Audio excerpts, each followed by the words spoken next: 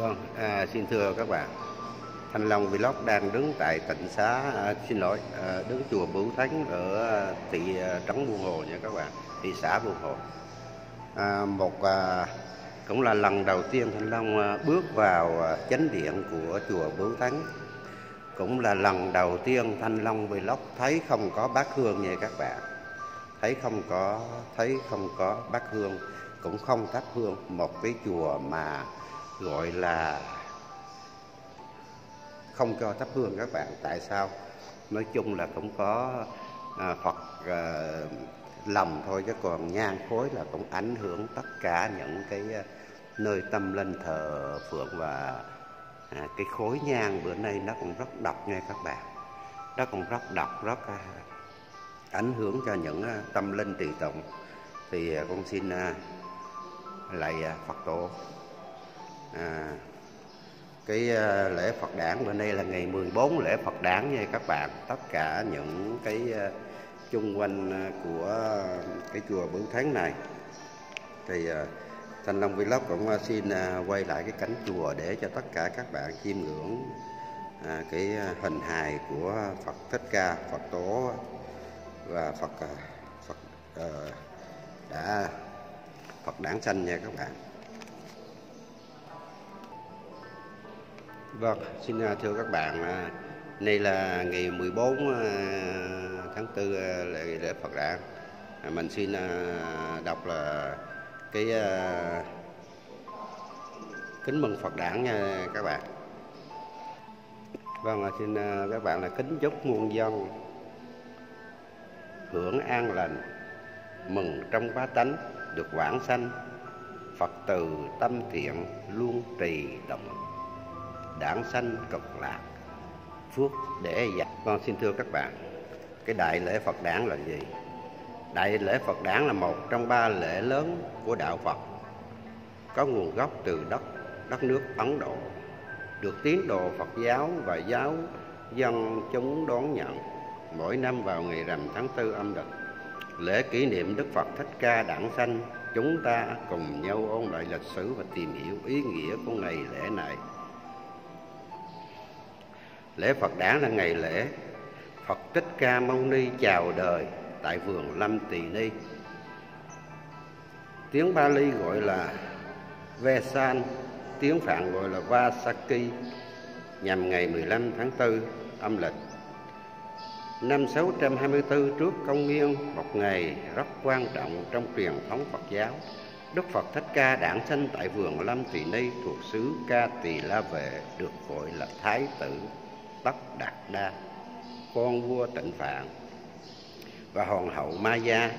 Ngài lớn lên trong hoàng cung, vâng lệnh song thân, lập gia đình cùng với công chúa Gia Du Đà La và hạ sinh Thái tử Tất Đạt Đa. Thái tử La Hầu La và hạ sinh Thái tử La Hầu La. Trong các chuyến xuất cung du ngoạn ngoại thành, Ngài chứng kiến cảnh sinh lão bệnh tử trong nhân gian.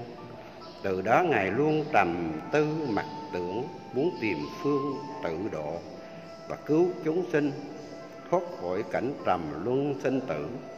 Cho nên Ngài lìa bỏ hoàng cung, tìm đường tìm đạo giải thoát sau 6 năm tu khổ hạnh ở chốn rừng già, và 49 ngày đến ngồi thiền định dưới cội Bồ Đề, tâm trí thanh tịnh. Ngài thoát duyên giác ngộ thành Phật và thành bậc vô thường chánh giác vào năm Ngài 30 tuổi. Sau đó Ngài đi khắp nơi thuyết pháp giảng dạy cho mọi người trong 50 năm ròng rã. Và Ngài đã thị tịch nhập Niết Bàn năm 80 tuổi tại rừng La Sa Sông Thọ. Đại lễ Phật đản được tổ chức hàng năm vào ngày rằm tháng 4 ở các nước theo đạo Phật, là để kỷ niệm ngày Phật Thích Ca ra đời. Vâng, xin thưa các bạn, đó là cái lịch sử của Phật Thích Ca nha các bạn. Lịch sử của Phật Thích Ca.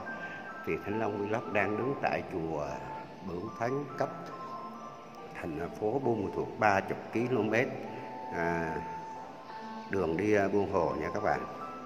Thì tất cả những cái quang cảnh ở chùa này, lúc nãy sư cô nói lên thắp nhang Phật đi. Ông Phật này cũng có nhiều cái tâm linh, nhiều cái linh thiêng, và lần đầu tiên Thanh Long Vlog thấy bát hương, không có bát hương, thờ Phật không có bát hương các bạn. Đúng là một cái cách thờ, cũng cái cách thờ mới các bạn. Mình xin Phật tổ, mình xin gõ một tiếng chuông, 3 tiếng chuông để gọi là thức tỉnh tâm từ tánh thiện.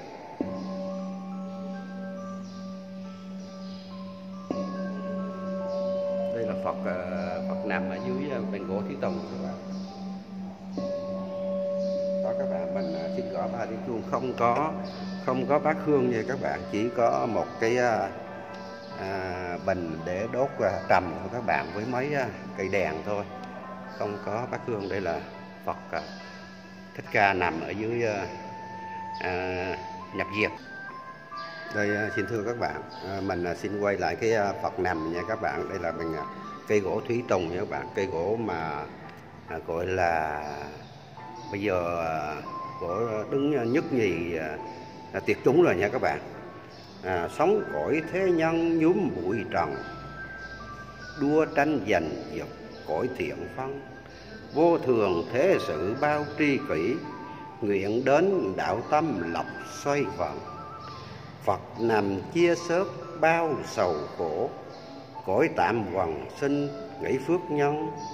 Ôi cõi lợi sanh nơi trần tục, cuối nẻo đường trần gánh phong vân.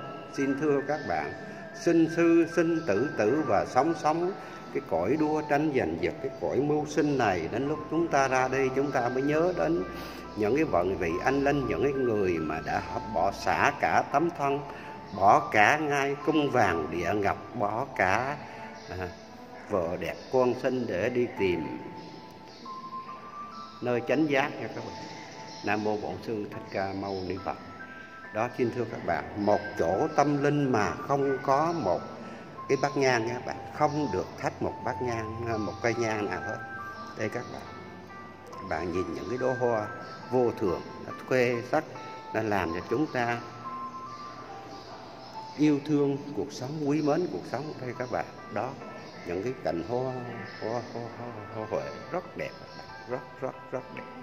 Đây là cái khung cảnh chung quanh của cái tượng Phật Thích Ca nha các bạn, làm những cái bức chân dung ở sông, cái vị tiên ở sông phù trợ cho Phật tổ rất đẹp các bạn. Cảnh rất đẹp, rất sinh động của một cái tôn giáo hội Phật giáo Việt Nam, rất sinh động của một cái giáo hội Phật giáo, không có bát nhang, bát hương như các bạn, không có bát hương. Đó, mình xin quay lại những Phật dạy lòng con khởi tâm từ, sống đời phiền não trút phúc trầm tư, nghe kinh đọc pháp lòng cầu nguyện, gửi tấm lòng thành đến vô hư, tâm thành Phật cứu độ nhân gian. Ôi kiếp tử sinh quá phủ phàng, chia loan rẽ phụng bao phiền não, cứu độ chúng sanh kiếp phù tan. Vâng, xin thưa các bạn, tất cả cái sự sinh tử con người nó nhiều cái biến ải, nhiều cái khổ ải, nhiều cái trầm luân, nhiều cái sinh tử, nhiều cái luân hồi. Vâng, ôi cái thế gian phủ bụi trần, nhìn trong trần tục lắm oán ân, lòng từ tâm thiện xin cứu rỗi, cõi sống trầm luân mãi xoay vần. Bồ Tát tâm từ luôn cứu độ, ngũ giới nợ sinh quá tham sân, vô thường tâm thiện luôn hỷ xả, ôi kiếp nợ sinh cõi phong vân. Xin thưa các bạn, chúng ta cũng nên nghĩ về Phật tổ một tí các bạn, nghĩ về một cuộc sống luân hồi, một cuộc sống đưa ta đi đến bến bờ, bến giác, đi đến cuối đời, mà chúng ta không nghĩ đến Phật tổ, không nghĩ đến những người đã sinh ra cái tạo hóa này, thì đến lúc chúng ta ra đây chúng ta không biết đi về đâu nha các bạn, không biết đi về đâu. Thì Thanh Long Vlog xin làm cái clip này, mong tất cả chúng ta lâu lâu chúng ta nhìn lại cái clip này, coi lại cái clip này để chúng ta trồng được một cái gốc bồ đề, một cái cội bồ đề, tưới một tí nước để cho cái cội bồ đề nó thêm sắc thêm phần cái tính tâm lành tính thiện nha các bạn. Đó, chúng ta đã có cái sự tâm lành tính thiện của chúng ta, ánh sáng từ tâm Phật nhiệm màu, gia đình hạnh phúc có bên nhau, chia nhân sẻ quả làm ân đức, để lọc cháu con phước chuốt trâu. Luân hồi sinh tử nào ai tránh, ôi kiếp con người tựa cỏ lâu. Gửi tâm bồ đề nơi cửa Phật, về cõi tâm linh hưởng kiếp sau. Vâng, chúng ta gửi một chút tâm từ tránh thiện, trồng một cái nhân quả tốt, thì cái lúc chúng ta ra đi nó nhẹ gánh trần gian lắm các bạn. Có thể đi về tiên giới, cõi thánh, cõi Phật, cõi tâm linh và cõi Ta Bà nha các bạn. Cõi Ta Bà đi nơi bồng lai tiên cảnh, chúng ta có thể hưởng được cái kiếp sau nó nhiều cái nhẹ gánh của một kiếp con người nha các bạn. Vâng, mình lấy cái danh hiệu của Phật Thích Ca nha các bạn. Nam mô Bổn Sư Thích Ca Mâu Ni Phật. Mình lấy danh hiệu của ngài để mình làm một cái bài thì mấy cái 8 câu thơ nhỏ nhỏ nha các bạn. Nam phương cực lạc tấm thân này, mô hình bồng cảnh mấy ai hay. Bổn đạo nhất tâm xin lọc phước, sư sãi hoàn lương bỏ lời thầy. Đức độ suy vong thời mạt Pháp, thích hưởng giàu sang sống nở vây. Ca khúc vinh hoa quên phúc đức, mâu thuẫn ngàn đời mắt sau cây. Ni sư hưởng thiện lo trì tụng, Phật ở tâm tu sửa ngay. Vâng, chúng ta nên trì tụng, nên làm nhân quả, công quả và công đức về một cái tâm linh, là một cái tâm từ tính thiện, ta lấy được những cái nhân lành quả tốt nha các bạn. Những cái nhân lành quả tốt để chúng ta gây dựng được một cái kiếp sống trầm luân hồi cho tử tôn, cho con cháu nó được phồn vinh, nó được hạnh phúc nha các bạn. Vâng, xin thưa các bạn, Thanh Long Vlog cũng đã làm cũng 3 tháng YouTuber rồi nha các bạn, nhưng mà cũng rất nhiều bạn ủng hộ. Bữa nay là cũng cái ngày rằm tháng 4, thì cái ngày Phật Thích Ca ra đời nha các bạn, thì Thanh Long Vlog cũng làm tại chùa Bửu Thắng, là cái nơi mà rất nhiều cái hoàn cảnh cơ nhở, rất nhiều cái hoàn cảnh bị các cháu bị bỏ rơi, cô đã nuôi nấng ở đây nha các bạn. Nếu mà chúng ta, những cái nhà hảo tâm xem cái clip này thì nên về chùa Bửu Thắng để chúng ta đã gây được dụng một cái gì đó, góp một công sức gì đó để giúp những mảnh đời khó khăn nha các bạn. Những mảnh đời rất khó khăn, những hoàn cảnh rất khó khăn. Lúc sáng mình gặp cô nè, có đứa cháu nhỏ mới đi học 6-7 tuổi gì thôi, bị cụt 2 tay luôn các bạn, là cô nuôi ở đây.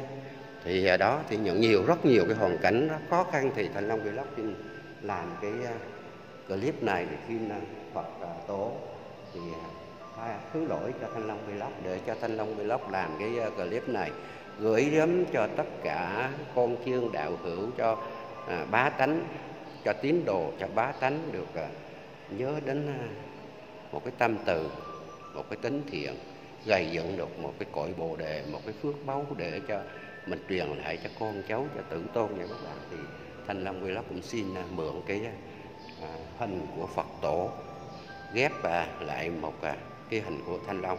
Nếu mà YouTube nó có đưa lên thì nó cũng lấy cái hình Phật tổ để nó ghép, nó đưa lên. Thì Thanh Long Vlog cũng xin tất cả các bạn ủng hộ Thanh Long, để Thanh Long làm bên tâm linh, đời sống và du lịch. Và chắc lẽ cái rằm tháng 4 này Thanh Long quay bên chùa hơi nhiều. Sáng giờ quay chùa Bửu Thắng, tí nữa lên chùa Nam Thiên, rồi ngày mai mình sẽ quay chùa Khải Đoan. Thì xin chúc tất cả sự hỷ xả Phật tổ ban an lành cho tất cả chúng sinh được an lành và hạnh phúc. Xin thân chào các bạn. Vâng, chúc các bạn sức khỏe và thành công.